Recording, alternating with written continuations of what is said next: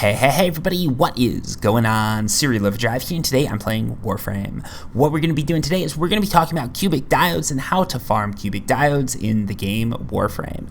So cubic diodes can really be found in two ways. First, you can find the diodes by doing Emperor missions and getting them as a loot drop. I'm not really going to cover this method because I think there's a better way to do it.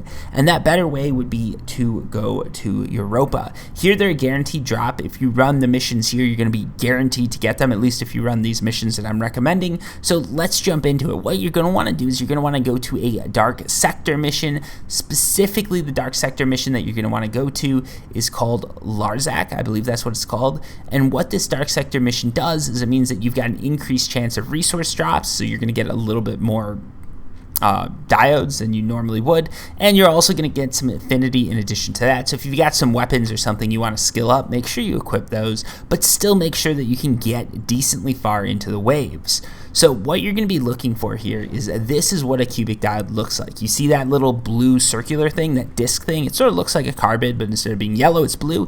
That's a cubic diode. They're pretty easy to loot, and you can be looting these things sort of from the first wave on. So even doing just 1 through 5 waves, you are going to be able to get some cubic diodes, but as with pretty much everything that's rare in Warframe, the farther you get into the waves, the more and more diodes you're going to be looting. So what I found, at least when I was looting the diodes, is that I was running somewhere between, for the first 20 waves, I was running about maybe, I'd like to say like 70 to 90 diodes for that first 20 waves. If you make it to wave 25, you're almost doubling that number, and you're ending up somewhere between 140 and about 170 diodes. So you can see that big jump right there.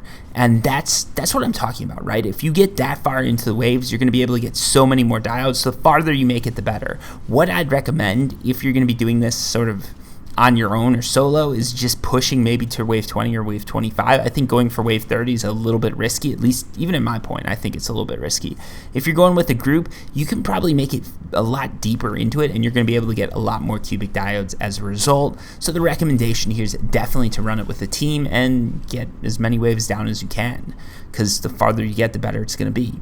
Anyways, some of you guys do like to see the results, so here we go. I'm going to duck out at wave 25. This was just one run through. I cut up all the cubic diodes, sort of farming here. But here you can see this was 25 waves. I got 152 cubic diodes, and it took me about 33 minutes. So that is a decent time investment, but here you can see I ran 20 waves.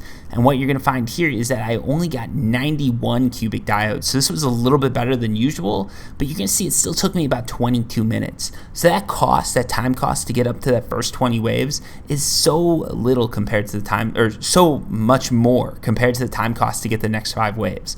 So every time you can make it just a little bit further, you're going to get a little bit better result. Anyways, that's how to farm cubic diodes. I'm not going to waste your time, so until next time, peace.